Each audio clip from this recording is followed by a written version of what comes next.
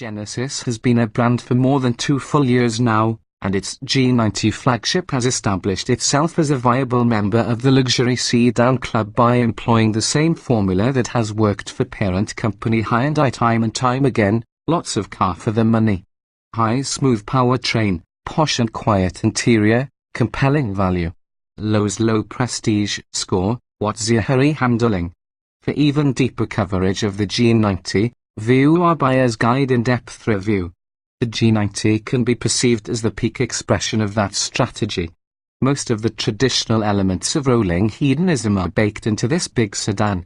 For 2018, Genesis enhances the content only a little, making adaptive LED headlights standard on the 3.3T premium trim. They were already standard with the 5.0-litre V8 Ultimate model tested here, providing a standard glove box-mounted CD-DVD system, and adding a new rear seat entertainment system for the 5.0-litre model with 10.3-inch HD monitors integrated into the backs of the front seats.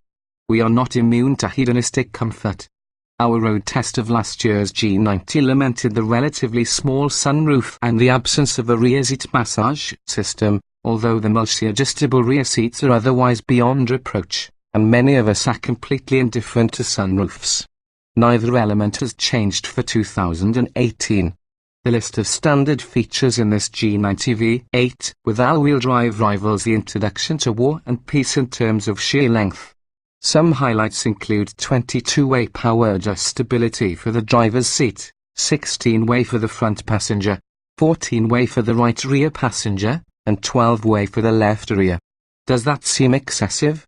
Think of all the wriggling you do on long trips. Those tiny adjustments keep kinks at bay.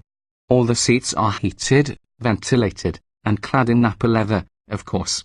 The steering wheel and the upper dash also are leather-wrapped, and the handsome wood trim actually originated in a tree.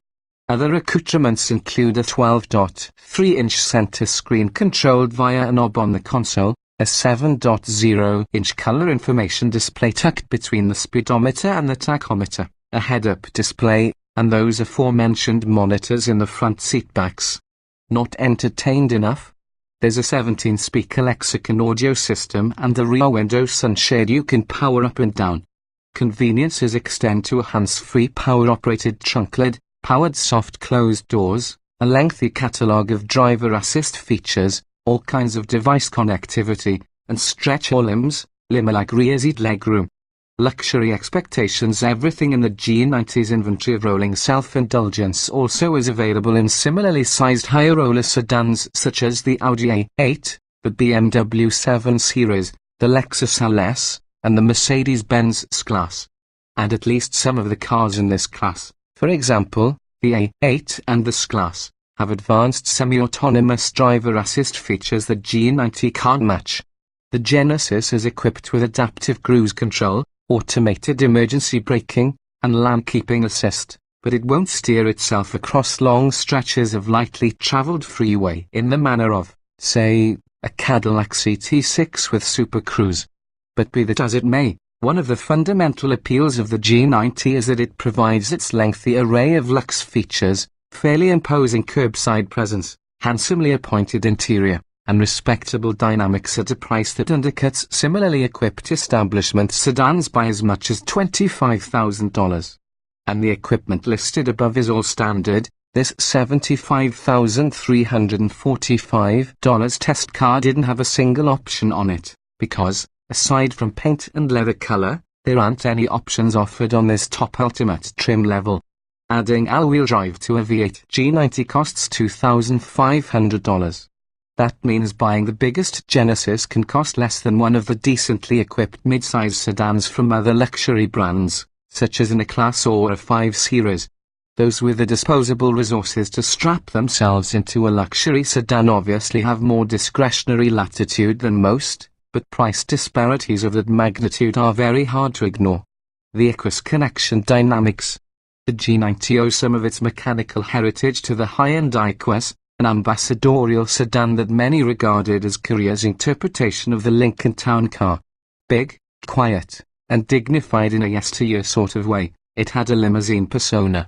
It never tempted drivers to push a little deeper into a corner or drag race the punk in the next lane from a stoplight. That stuff just wasn't in its job description. The Genesis provides more driver reward than did the old Equus. Its steering, although a little numb, is remarkably quick, just 2.5 turns lock to lock and nicely weighted. And the chassis feels as solid as those of other top-tier machines. The G90 doesn't handle or respond quite as crisply as most modern flagships do, though, feeling a little unhurried, particularly compared to those with Autobahn heritage. There's a little more up and down floatiness than we associate with sports sedans, even with the sport driving mode engaged, and understeer shows up early in corners. Then there's the V8. While it's smooth and makes seductively muted music at widely open throttle, the 5.0-litre doesn't provide quite the sense of urgency to be found elsewhere in this class.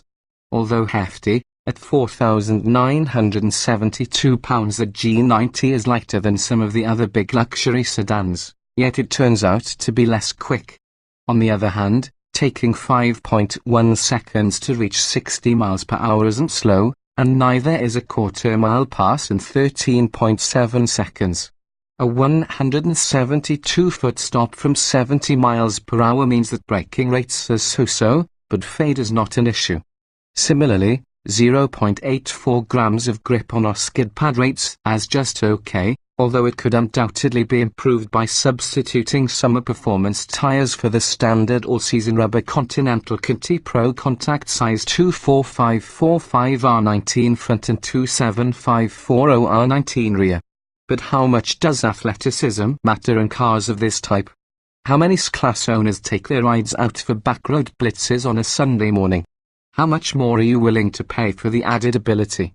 The prestige factor. The G90 isn't a thrill ride, and although it's undeniably posh, it lacks the panache of the cars it targets. Luxury, yes. Prestige, not so much. Here, good value does not necessarily translate into curbside respect when the red carpet rolls out. Nevertheless, when more prestige carries a serious price premium, the G90's many virtues become more tempting. Think of it this way: you're on I-80 some fine morning, rolling down from the Wyoming high country, approaching the Nebraska state line. From there, the Iowa border is 455 miles away, 455 miles of seriously monotonous freeway.